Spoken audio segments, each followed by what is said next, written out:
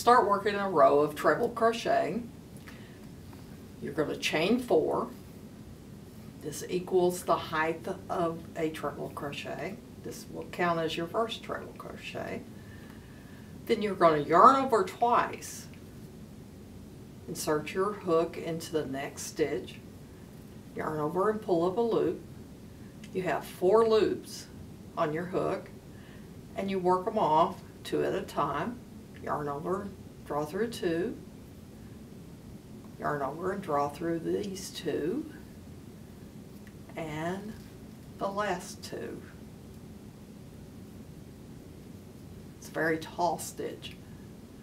Yarn over twice.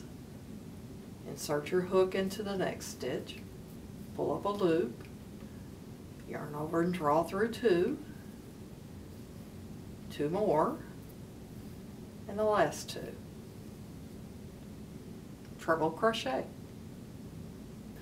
To finish the row of treble crochet, you have to work on top of this turning chain from the previous row.